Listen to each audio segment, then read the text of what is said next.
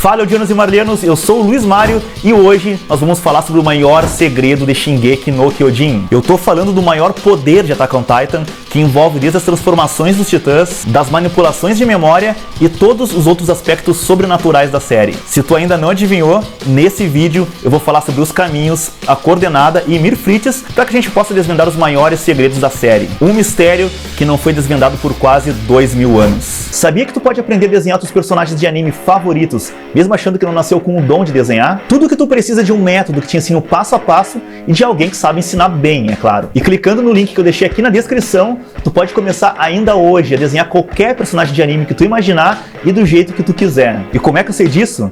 Porque esse método já ensinou mais de 100 mil alunos que começaram do zero a fazer desenhos que nem esse que tu tá vendo agora aí na tela. Tá esperando o que para começar? Clica agora mesmo no link que eu deixei aqui na descrição e aprende a fazer teus desenhos como tu sempre quis. Se tu quiser ver mais vídeos sobre Shingeki no Kyojin, não se esquece de deixar o teu like, se inscrever no canal, tocar o sininho para ser notificado sempre quando sair um vídeo novo por aqui. Agora prossiga com cautela, porque a gente vai falar sobre pontos muito sensíveis sobre a série de Shingeki no Kyojin e vai ter muito spoiler do mangá por aqui. Os caminhos são sem dúvidas um dos maiores mistérios de Shingeki no Kyojin. Eles estão no centro de tudo, incluindo a origem dos poderes dos titãs, a identidade de Ymir Fritz e todos os fenômenos de distorção do tempo e espaço que a gente pôde ver ao longo da série. Mas na verdade, o que nós sabemos sobre os caminhos até agora? Sabemos que eles são canais sobrenaturais que conectam todos os Eldianos, incluindo os titãs, uns com os outros. Todos os caminhos levam até a coordenada, sendo a coordenada a origem dos poderes de todos os titãs e o local onde está todo o poder da titã fundadora. Isso significa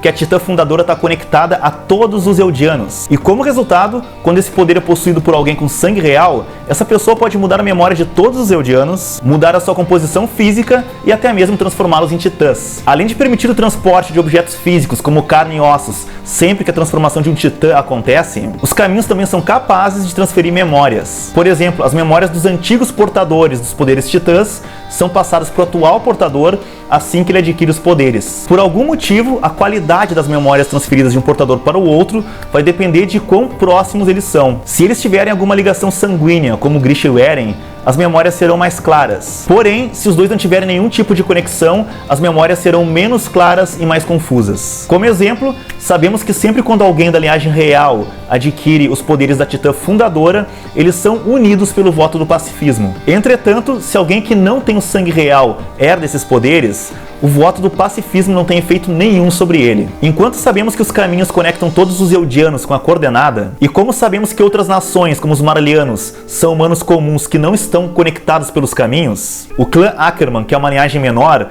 também está conectado por uma espécie de caminho. Como resultado, sempre que um Ackerman passa pelo despertar, ele acaba herdando todas as memórias passadas de batalhas dos seus antecessores, dos seus antepassados. Por exemplo, ficou bem claro que o despertar da Mikasa, quando ela ainda era criança, lá no começo do mangá e do anime, tem uma espécie de conexão com os caminhos. O despertar dela é claramente seguido pelo mesmo efeito visual de relâmpago que a gente vê quando os titãs estão se transformando. Isso acontece porque o clã Ackerman é uma espécie de subproduto da ciência titã. Nós vemos isso no capítulo 93 do mangá, embora não fique exatamente claro o que isso significa. Ao longo da história, nos é revelado que no passado, os Ackerman eram um clã de guerreiros de elite que servia como guarda pessoal da família Fritz. Então fica implícito que uma tecnologia similar àquela utilizada para criar os titãs também foi utilizada na criação do clã dos Ackerman. Só que, apesar dos Ackermans estarem definitivamente conectados através dos caminhos, esses caminhos parecem não ser os mesmos utilizados para conectar os Eldianos à titã fundadora. Como resultado, a titã fundadora não pode manipular a mente dos Ackermans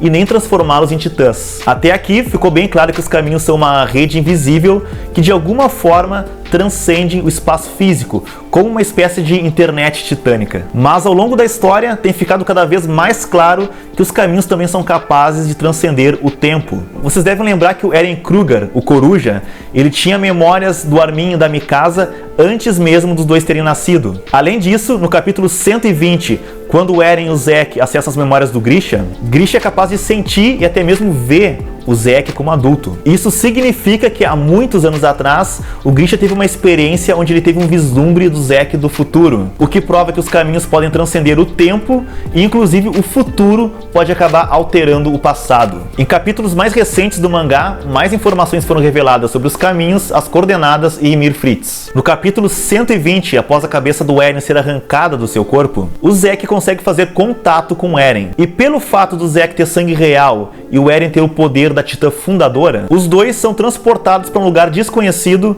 um lugar que parece estar além do tempo e do espaço. Esse lugar é aparentemente coberto por areia e os caminhos são mostrados como um grande pilar de luz que se dirigem até ao céu, se ramificando que nem uma árvore. De acordo com o Zack, ele sente como se estivesse lá há anos esperando pelo despertar do Eren, mas ao mesmo tempo ele sente como se tivesse sido apenas um instante. Então é revelado que uma jovem menina habita naquele lugar e o Zack acredita que essa menina seja a Ymir Fritz. Mas com base em tudo que se sabe até esse ponto da história, nós pensávamos que a Ymir fosse a grande líder suprema do povo eldiano, até porque ela foi a progenitora que possuía os 9 poderes titânicos e estabeleceu o vasto Império Eldiano. De acordo com as lendas eldianas, ela seria uma deusa benevolente, e já de acordo com as lendas marlianas, ela seria uma criatura diabólica. Mas, indiferentemente de serem eldianos ou marlianos, para qualquer um que você fosse perguntar, a Ymir Fritz era tida como uma mandatária incrivelmente influente e poderosa. No entanto, todas essas crenças e histórias foram viradas de cabeça para baixo no capítulo 120, quando Zack diz que a Ymir Fritz, que habita aquele lugar desconhecido, é na verdade uma escrava sem vontade própria. O Zack acredita que a Ymir é simplesmente uma escrava obrigada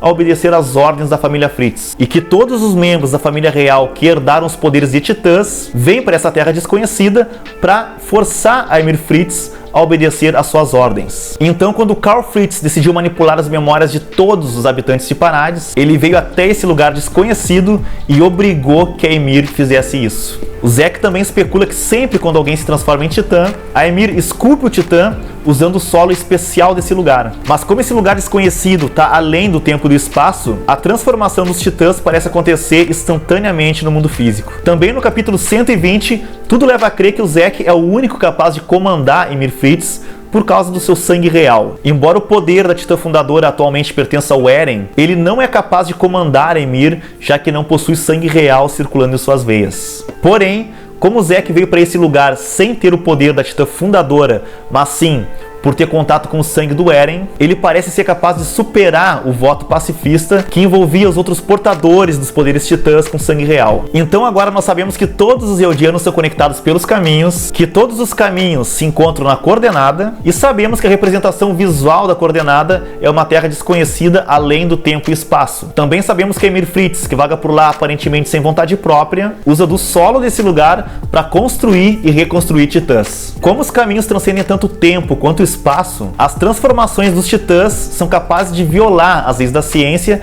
ao permitir que a matéria física seja transportada dessa terra desconhecida até o local onde esteja acontecendo a transformação titã naquele momento. Nós também sabemos que todos os Ackerman têm os seus próprios caminhos que conectam as experiências de batalhas dos Ackerman do passado aos atuais. Só que esses caminhos dos Ackerman, eles não estão conectados aos mesmos caminhos que ligam os eldianos. E parece que somente aqueles com sangue real são capazes de usar o poder da Titã Fundadora. Isso porque a Ymir obedece apenas às ordens da família real Fritz. E também, ao que parece, o voto de pacifismo pode ser sobreposto se alguém com sangue real conseguir entrar na coordenada sem possuir os poderes da Titã Fundadora. E no caso do Zack, essa pessoa é nada mais nada menos que o Eren. Mas ainda tem muita coisa que a gente não sabe. Como a Ymir se tornou uma escrava sem vontade própria? E como os caminhos foram criados? Teria sido através de algum ritual mágico antigo? Ou será que foi um experimento científico sem precedentes? Me conta a tua opinião aqui nos comentários e não esquece de seguir o canal porque a gente vai falar sobre essas teorias nos próximos vídeos. É isso aí, galera. Valeu por me acompanhar até aqui e te vejo no próximo vídeo.